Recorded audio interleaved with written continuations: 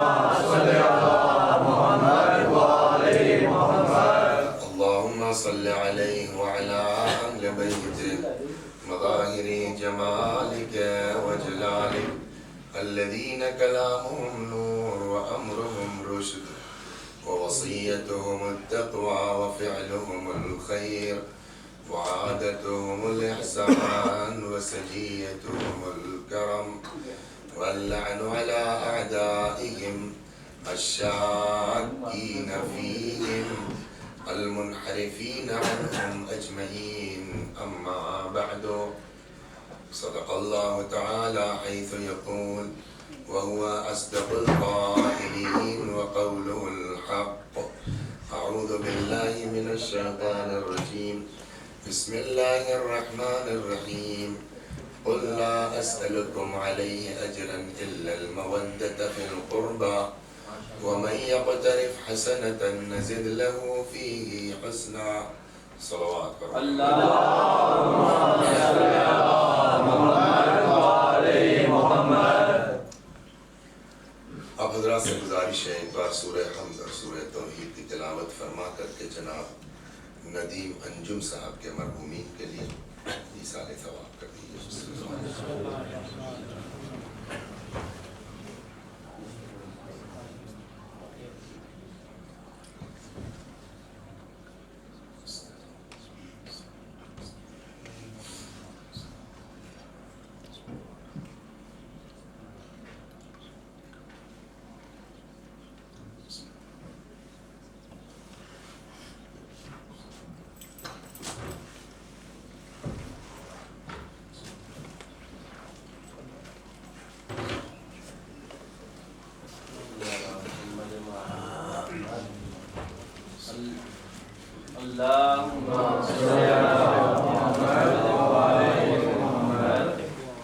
میرے حبیب، آپ کہہ دیجئے رسالت کی اجرت کے سلسلے میں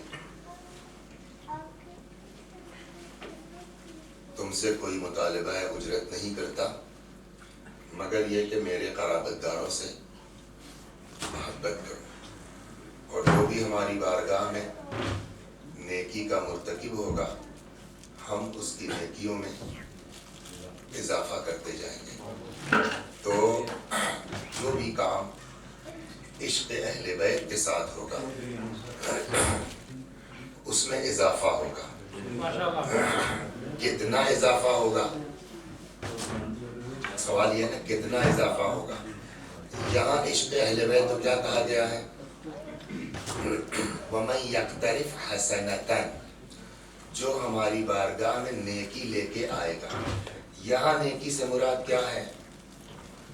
گزارش ہو چکی، عشق اہل بیت، محبت اہل بیت. جو بھی نیکی لے کے آئے گا ہم اس کو اس کی نیکی سے بڑھ کے دیں گے. کتنا بڑھ کے دیں گے یہ وضاحت نہیں ہے، لیکن دوسری جگہ قرآن مجید میں ارشاد ہوتا ہے من جاء، عام نیکیوں کے لیے، من جاء بالحسنۃ فلہ عشر امثالہا، جو ہماری بارگاہ میں نیکی لے کے آئے گا ہم اس کو ایک کے بدلے 10 عطا کریں گے. تو جب عام نیکیوں کے لیے یہ ہے کہ ہم ایک کے بدلے میں 10 عطا کریں گے تو 10 سے کم کا تو سوال ہی پیدا نہیں ہوتا. اب شاید اسی لیے قرآن مجید نے یہاں طے نہیں کیا، اس وجہ سے جیسا تمہارا خلوص بڑھتا جائے گا ویسے ہی ہماری اجرت بڑھتی جائے گی. صلوات پر محمد.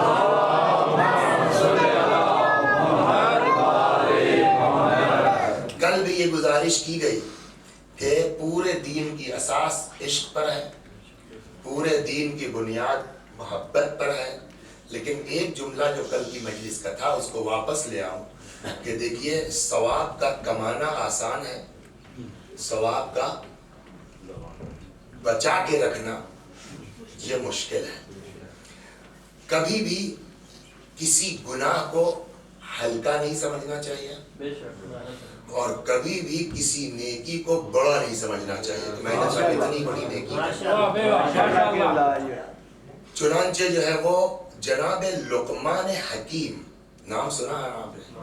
لقمان ایسی شخصیت ہے حضرت لقمان کی کہ جن کی نصیحتوں کو قرآن نے اپنے دامن میں جگہ دی، اور اگر کسی کے قول کو قرآن نقل کر دے تو ظاہر بات ہے کہ وہ آدمی کتنا بلند ہوگا کہ جس کی بات کو قرآن جو ہے وہ قبول کر کے بیان کر رہا ہے۔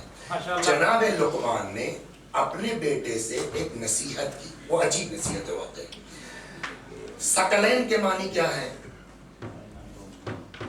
ثقلین کے معنی جو ہے، یوں تو ثقل کے معنی ہے بوجھ کے، ثقل کے معنی ہے وزن کے۔ جیسا کہ آپ حدیث میں سنتے رہتے ہیں انی تارکن فیکم الثقلین، میں تمہارے درمیان دو وزنی بھاری چیزیں چھوڑ کے جا رہا ہوں۔ تو قرآن وزنی ہے، اہل بیت بھی وزنی ہے، یہاں تو یہ مراد ہے۔ جنرلی طور کے اوپر پوری کائنات میں دو مخلوق ہیں جو بھاری بھرکم ہیں، جن سے حساب و کتاب ہے۔ بقیہ سے کوئی حساب و کتاب نہیں ہے، جانوروں سے کوئی حساب و کتاب۔ حساب و کتاب کس کا؟ صرف دو کا، ایک کا نام ہے انسان اور ایک کا نام ہے جن۔ ارشاد ہوا وما خلقت الجن والانس الا لیعبدون، ہم نے جنوں اور انسانوں کو پیدا نہیں کیا مگر یہ کہ وہ ہماری عبادت کریں۔ تو اب جو ہے وہ پوری کائنات میں اگر کوئی بھاری بھرکم مخلوق ہے تو ایک کا نام ہے انسان اور ایک کا نام ہے جن۔ اسی لیے جو ہے وہ اس حدیث میں تو قرآن و اہل بیت مراد ہے، لیکن اور جب کبھی استعمال ہوتا ہے ثقلین تو ثقلین سے مراد انسان اور جن ہے۔ جناب لقمان نے اپنے فرزند کو نصیحت کی کہ بیٹا اگر کبھی اپنی جو ہے وہ نیکی پر غرور مت کرنا، اللہ کے عذاب سے اپنے آپ کو محفوظ نہ سمجھنا، چاہے تم ثقلین کے برابر، جن و انس کے برابر تمہاری نیکی ہو، تب بھی اپنے آپ کو عذاب خدا سے محفوظ نہ سمجھنا۔ دوسری طرف فرمایا لیکن اس کا الٹا نہیں کہ مایوس نہ ہو جائے آدمی، پھر فرمایا اگر ثقلین کے برابر، جن و انس کے برابر گناہ بھی اگر تمہارے نام اعمال میں ہے تب بھی اپنے آپ کو رحمت الہی سے مایوس نہ کرو۔ اللہ کب بخش دے، اللہ کب معاف کر دے، اللہ کو کون سی ادا پسند آ جائے نہیں معلوم ہے۔ بڑی نیکیاں ہم نے کی ہیں، ہو سکتا ہے غرور کی بنیاد پر اس نیکی کی کوئی حیثیت نہ ہو، کوئی اوقات نہ ہو۔ اسی لیے جو ذاکرین کے لیے حکم ہے، البتہ لفظ ذاکر حدیث میں نہیں ہے، حدیث میں لفظ فقیہ ہے، لیکن ظاہر ہے کہ فقیہ آپ کے بیچ نہیں آتا، آپ کے بیچ ہم جیسے جاہل آتے ہیں۔ تو ذمہ داری کیا ہے، ہماری رسپانسبلٹی کیا ہے؟ امام جعفر صادق سلام اللہ علیہ، یہ روایت ہے کہ امام نے پوچھا کہ میں بتاؤں فقیہ اور واقعاً فقیہ کون ہے؟ امام نے اپنے صحابی سے پوچھا کہ میں بتاؤں فقیہ اور واقعاً فقیہ کون ہے؟ تو صحابی نے کہا جی مولا فرمائیے۔ کہا واقعی فقیہ وہ ہے کہ جو انسانوں کو اللہ کے گناہ پر جری نہ بنا دے اور اللہ کی رحمت سے مایوس نہ کر دے، یعنی ایسی سخت مجلس نہ پڑھ دے کہ آدمی ڈر کے بیٹھ جائے کہ اب تو جہنم میں جانا ہی ہے، اور اتنا زیادہ ان کو وہ نہ کر دے کہ صاحب تم تو یہ کرتے ہو، تم بغیر حساب و کتاب کے بہشت میں جاؤ گے۔ امید اور خوف کے درمیان رہنا یہی سب سے بڑا کمال ہے۔ صلوات پر محمد۔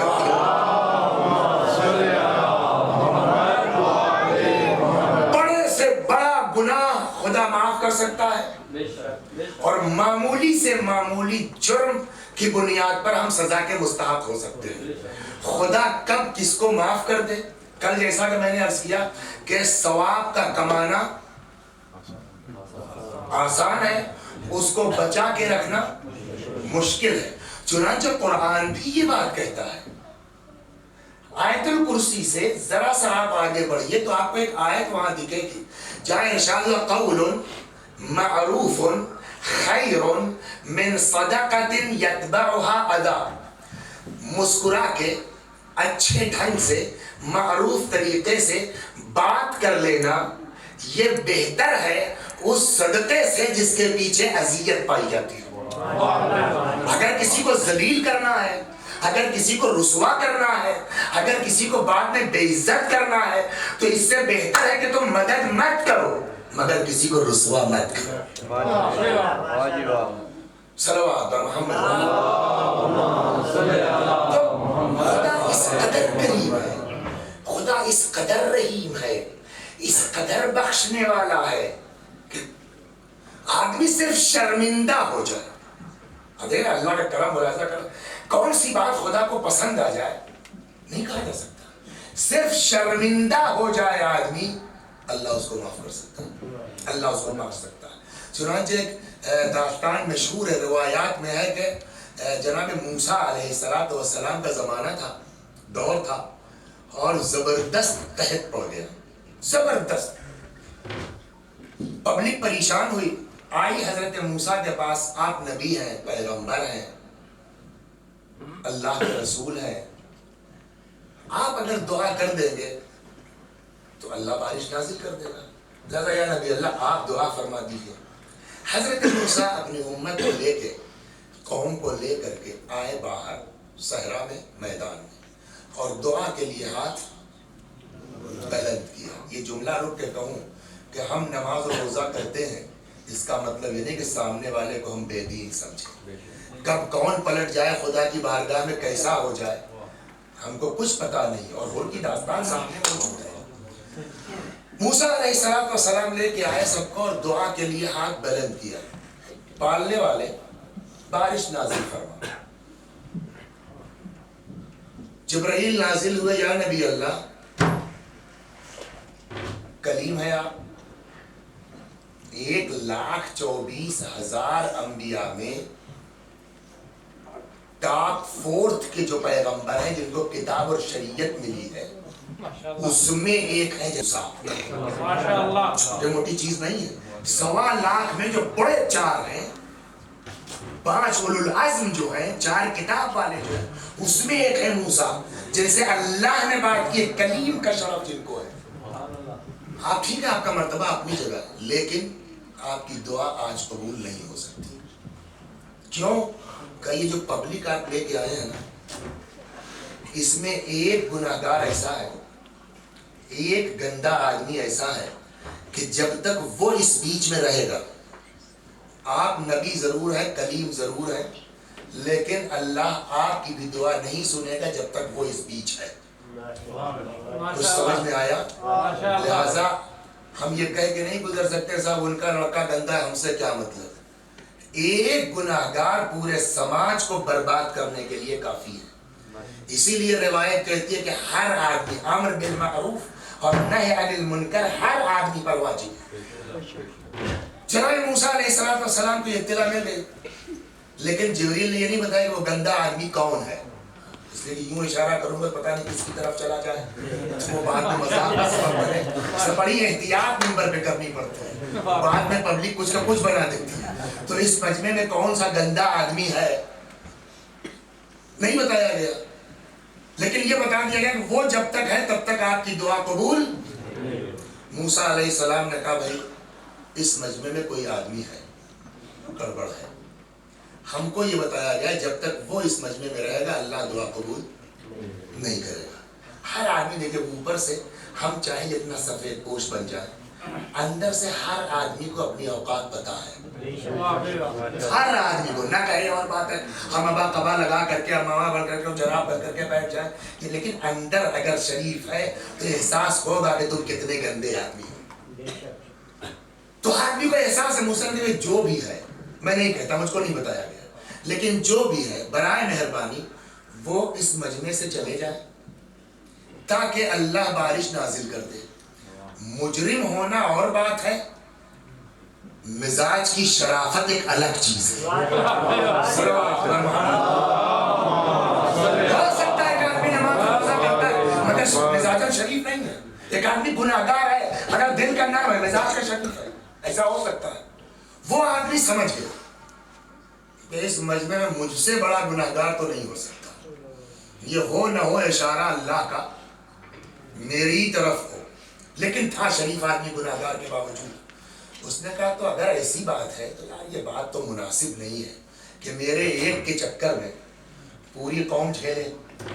لہذا بھیا اپنا گناہ میرا اپنے لیے ٹھیک ہے, پبلک کیوں پریشان ہو, چلو چلتے.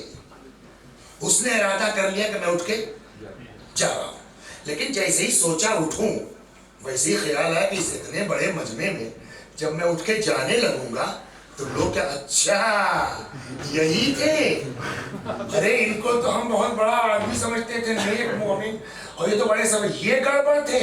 اس نے کہا اس بھرے مجمع میں بے عزتی ہو جائے گی, پھر بیٹھ گیا, کسی کو کچھ پتا نہیں. وہیں سے اس نے کہا یا اللہ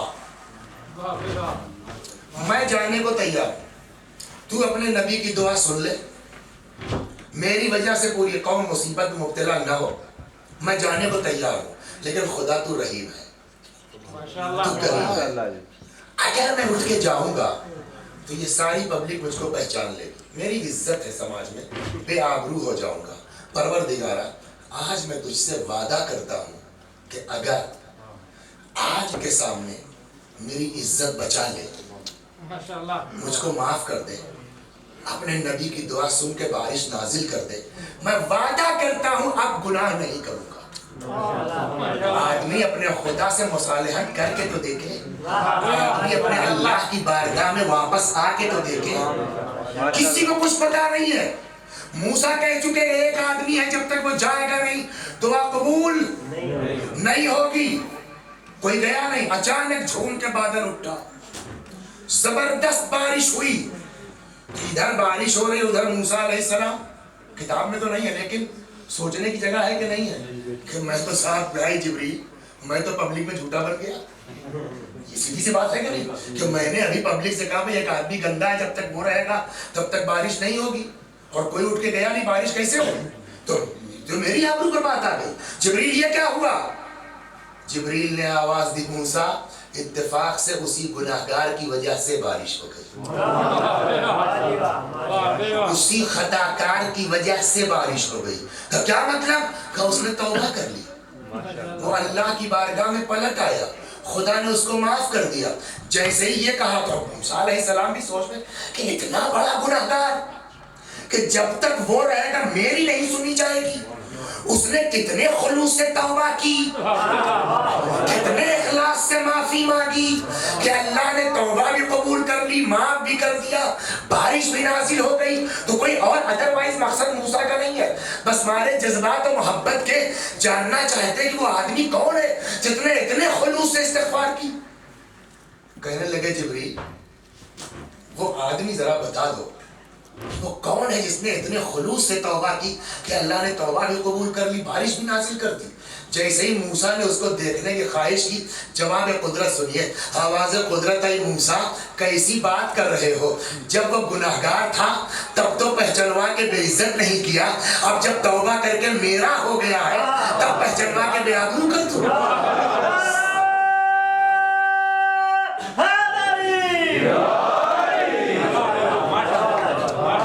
شراب کی حرمت, یہ آج یہ جو لوگ فار اسٹیٹس مینٹیننس, کچھ لوگ شراب پیتے ہیں تاکہ اسٹیٹس مینٹین رہے, ہے نا. میں نے دیکھا فلائٹس وغیرہ لڑکے آتے ہیں صاحب پڑھنے کے لیے, یہاں جہاز میں بیٹھے پہلا کام ان کا ہوتا ہے کیا, دیکھ رہا ہوں کہ مسلمان ہیں, لیکن وہی کہ صاحب وہ تو وہ فلائٹ میں بیٹھے ہیں, صاحب آئے تھے یہاں لندن پڑھنے کے لیے, تو شراب پینا تو ان کا اسٹیٹس ہو جائے گا. تو یہ سب تو بالکل چھوٹے موٹے. جیسی شراب عربوں میں پی جاتی تھی کیا آج کے لوگ پیئیں گے؟ الگ الگ اوقات اور الگ الگ اس کے نام. سورج نکلنے کے پہلے جو شراب پی جائے گی اس کا نام اور ہے, سورج نکلنے کے بعد جو پی جائے گی اس کا نام اور ہے, حوض کے کنارے جو پی جائے گی اس کا نام اور ہے, حوض میں ڈوب کے جو پی جائے گی اس کا نام اور ہے. یہی سب تھا ہی جو ہے وہ اسلام سے پہلے, شراب, کباب, اشعار, شعر, کو یہی سب ہوتا تھا. ایک سے ایک عادی تھے.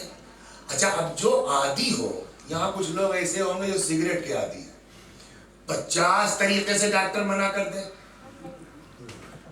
ایک جگہ میں اشرا پڑھ رہا تھا مدراس میں, تو بیچارے خدا غنی کا رحمت کرے پچھلے سال انتقال ہوا ان کا, تو وہ ہوٹل میں رہتے تھے وہاں مدراس میں, تو وہ دن بھر میں 2-3 بار آتے تھے, اور جب آئے تب ان کے ہاتھ میں ایک پیکٹ हाँ, वेल्स का सिगरेट होता तो 10 की डिब्बी होती है इंडिया में, होता तो वो आते थे, निकालते थे, एक पीते थे, चले जाते थे। ये आदमी क्या है। एक दिन उनके घर से फोन आया कि मौलाना साहब ये आपके पास जाके सिगरेट तो नहीं पीते? तो मालूम हुआ कि ये सारा खुलूस इसलिए था कि डॉक्टर ने मना कर रखा था, कहीं और पी नहीं सकते थे। तो आदमी 50 जगह तलाश करता है, एक सिगरेट उसको मना कर दी जाए। तो ये लोग जो शराब के आदी थे कदीम जमानों में, एक से एक पीने वाले थे। धीरे धीरे धीरे धीरे धीरे धीरे अब इस्लाम ने शराब बंद कर दी, अब कोई नहीं पी सकता। लेकिन जो बेचारा 20 साल से पी रहा है, 30 साल से पी रहा है, 50 साल से पी रहा है, अचानक कैसे छूट जाएगी उसकी? तो अब वो ओपनली तो शराब बंद हो गई है, लेकिन चोरी छुपे मामला चल रहा है। एक दिन एक आदमी अपने सर के ऊपर शराब का बर्तन लिए हुए चला जा रहा था। उधर से रसूलुल्लाह को उसने आते देखा। जैसे ही आते देखा डर गया। अल्लाह देखिए कितना करीब है। जैसे ही उधर से रसूलुल्लाह को आते देखा डर गया। कहने लगा अल्लाह, उसके ज़हन में आया कि अगर पैगंबर ने पूछ लिया तो बताएं या ना बताएं। फंसे तो लिहाजा उसने कहा या अल्लाह, आज अगर अपने हबीब के सामने मेरी इज्जत बचा ले, शराबी है यानी गुनाहगार है, आज अगर अपने, और पता है शराब की जो हुर्मत के सिलसिले में अहकामात पालन हो जाए। छठे इमाम फरमाते हैं कि अगर शराब का एक कतरा, बात आगे तो सुनते चलिए, शराब का एक कतरा अगर किसी कुएं में गिर जाए और उस कुएं का पानी किसी जमीन पर बह जाए और उस पानी से उस जमीन पर कोई घास उगाए, मेरा घोड़ा उस घास को खा ले, मैं उस घोड़े पर सवारी नहीं करूंगा। इतना सख्त है शराब का मसला। अब कितना बड़ा गुनाहगार है शराब। या अल्लाह, आज अगर अपने हबीब के सामने मेरी इज्जत बचा ले, मैं वादा करता हूं कि अब शराब नहीं पीऊंगा। वो अपने और खुदा से बातें कर ही रहा था कि इतने में रसूलुल्लाह पहुंच गए। क्या है? अब जैसे ही पैगंबर ने अचानक पूछा क्या है, तब देखिए फिर मैं किताब में रिवायत में लहजा थोड़ी लिखा है। हर आदमी अपने ज़ौक़ से तसव्वुर कर सकता है। आप अपने किसी बेटे से कुछ पूछिए और वो झूठ बोल रहा हो, तो फितरत है झूठ बोलने की कि ज़बान हिकलाएगी जरूर। ये फितरत है आदमी। क्या है? तो अब अकल ये कहती है ऐसे ही कहा होगा, किताब में लहजा थोड़ी है। या रसूल अल्लाह, सिरका है। शराब की जगह उसके मुंह से निकल गया सिरका है। सिरका है, जरा उतारिए तो। अब तो और हालत खराब। एक तो शराब थी, दूसरे थे झूठ, वो भी पकड़ा गया। उतारिए। अब जो उतारा, सरपोश हटा, ढक्कन हटा, देखा वाकई सिरका है। पैगंबर ने सर उठाया, देखा उस इंसान की आंखों से, मोमिन की आंखों से आंसू जारी है। पैगंबर ने फरमाया क्या बात है, रो रहा है तू? कहता है या रसूलल्लाह रोऊं ना। क्यों? कि सच्ची बात यह है कि यह शराब थी, सिरका नहीं था। तब आपको देख के डर गया। मैंने कहा पालने वाले, आज अपने हबीब के सामने मेरी इज्जत बचा ले, मैं वादा करता हूं फिर कभी शराब नहीं पीऊंगा। तो खुदा इस कदर करीम है। तौबा कर लो, इस्तिग़फ़ार कर लो, शर्मिंदा हो जाओ। सलवात दो चार आदमी ढंग के नमाज़े जनाजा, इसमें किसी को याद है? सबको याद है। आखिरी तकबीर में क्या पढ़ते हैं? हाँ, अब्दु का अब्नु अब्दु का, अल्लाहुम्मा इन्ना ला नअलमु मिन्हु इल्ला खैरा। परवरदिगारा, हम कुछ नहीं जानते इसके बारे में सिवाय खैर के। भैया ये नमाज पढ़ रहे हैं, आप झूठ बोल रहे हैं। सलवात पर इत्तेफाक से जो मौलवी साहब नमाज पढ़ा रहे थे, वो इत्तेफाकन मुर्दा उन्हीं के खानदान का था।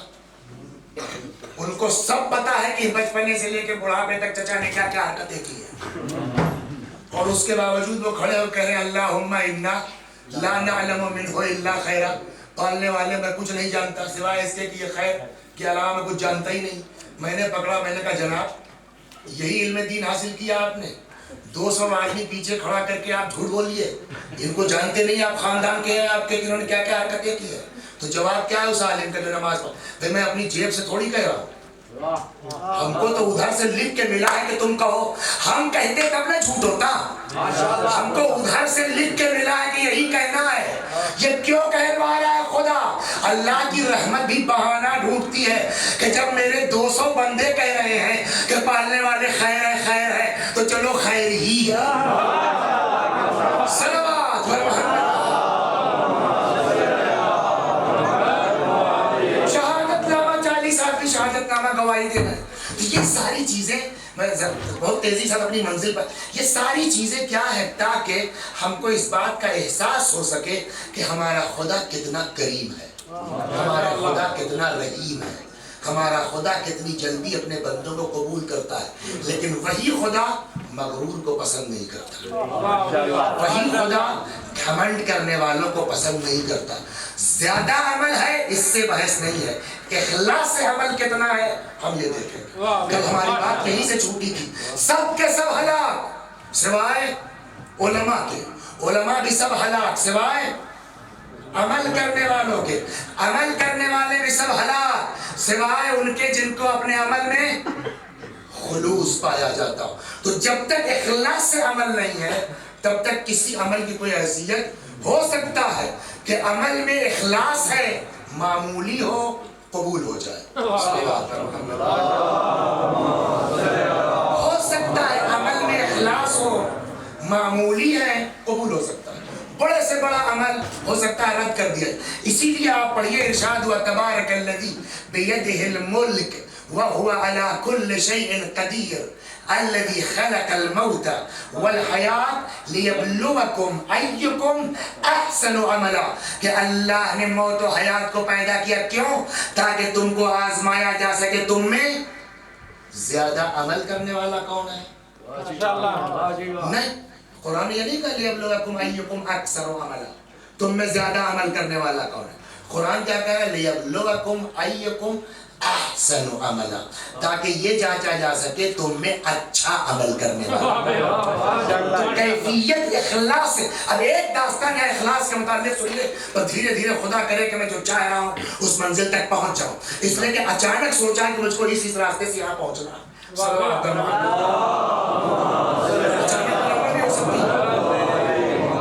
ہمارے استاد بھی ہیں, ابھی باحیات ہیں, مرجعیت کی فہرست میں آ گئے ہیں, جناب آیت اللہ اور عظمہ مظاہری قدس اللہ علیہ.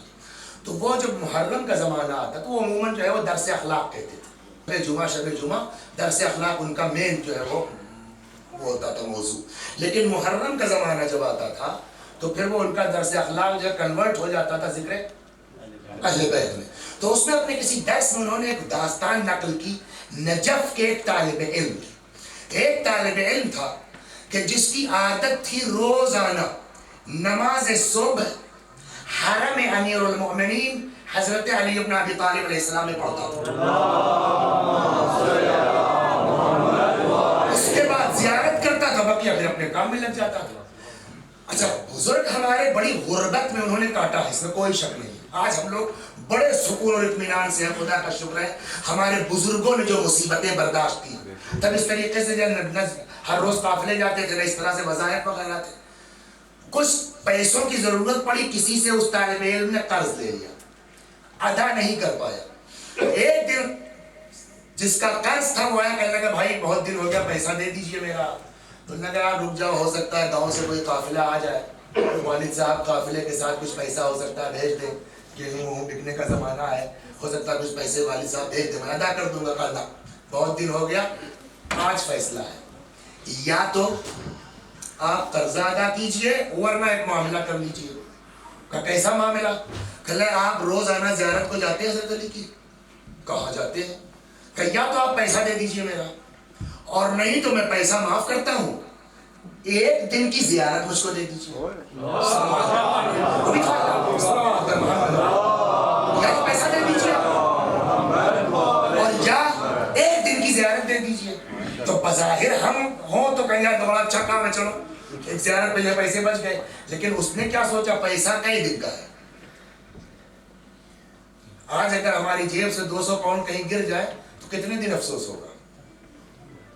1 مہینہ، 2 مہینہ، سال بھر، 2 سال، بس نا بھول جائیں گے. ایک وقت وہ آئے گا جب مسکرا کے کہیں گے ارے بھیا اس وقت جو میرے پیسے غائب ہوئے اور چونی جیب میں نہیں تھی، کیا تکلیف اٹھائی. ہنس ہنس کے سنائیں گے. یہی سال 2 سال کے بعد اس کا غم ختم ہو جائے گا. لیکن یہ زیارت یہ قبر میں کام آئے گی، حشر میں کام آئے گی، نشر میں کام آئے گی، صراط پر کام آئے گی، بہشت کے دروازے پر کام آئے گی. تو یہ سودا برابر کا تو نہیں ہے کہ 100-200 روپے کے چکر میں ہمیں ایک زیارت دے دے. اور وہ بس تھا کہ نہیں صاحب آج جو ہے فیصلہ یا پیسہ یا زیارت. صلوات بر محمد. اچھا ایک چیز بیچ میں ایک زیارت تو سنانا بھول گیا میں. تو وہی کہنا کیا کہاں سے گھر پر کہاں سے. تب یہ روز آنا جاتے تھے زیارت کے لیے امیر کی. ایک دن ان کی آنکھ کھلی صبح صبح تو اب ان کو محسوس ہوا کہ صاحب ہمارے اوپر غسل واجب ہے. اب کیا کریں؟ طالب علم، غریب آدمی، ہاسٹل میں جو ہے وہ گرم پانی کا انتظام نہیں، ٹھنڈے پانی سے نہائے تو اکڑ جائے، وہ بھی شاید جائز نہ ہو کہ جان دے دے اپنی آدمی. کھولے گا بھی جو ہے وہ باہر حمام کرائے والا تو وہ نماز صبح کے وقت، وہ بھی پیسہ نہیں، کیا کریں. اور وہ دن ہوگا پھر دیکھا جائے کچھ انتظام ہوگا. لیکن ابھی کیا کریں؟ حرم جاتے ہیں روز، نماز جماعت پڑھتے ہیں اور زیارت کرتے ہیں. تو چلو نماز تو گھر میں پڑھ لیں گے صاحب تیمم کر کے، لیکن زیارت کا کیا کریں؟ اب اس کی اور ڈیلی جاتا ہے زیارت کے لیے، ابھی تک ناغہ ہوا نہیں. سوچتا رہا کیا کرے کیا کرے کیا کرے. آخر دل نہیں مانا، نکلا. حرم میں تو جا نہیں سکتا نجاست کے عالم میں. روزے کے سامنے سڑک پہ کھڑا ہو گیا اور محبت بھری نگاہ اس نے گنبد پر ڈالی. اس کے بعد کہتا علی میری حالت آپ سے پوشیدہ نہیں ہے، آپ میری مجبوری کو اچھی طرح جانتے ہیں کہ میں آج آپ کی بارگاہ میں آنے کے قابل نہیں ہوں، لہذا یا امیر المؤمنین یہیں سے میرا سلام قبول کیجئے.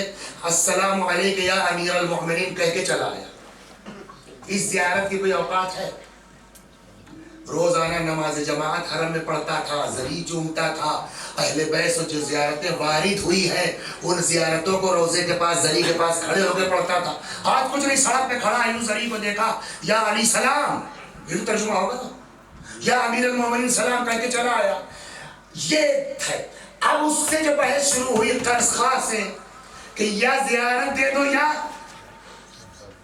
قرض ادا کر دو. اس نے کہا زیارت تو آسان کام نہیں ہے بھائی، میرے کو کرنا دینا پڑے گی. بہت غور کیا اس نے، تب تک یاد آ گئی کہ وہ سڑک والی زیارت تو زیارت ابھی تو السلام علیکم کہا تھا، سڑک والی اس کی. اب اس کی نگاہ اس کی اوقات کیا، جنابت کی حالت میں سڑک پہ کھڑے ہو کے یا علی سلام کہا تھا، بات ختم ہو گئی. تو اس کی کوئی حیثیت ہے نہیں. اس نے کہا ٹھیک ہے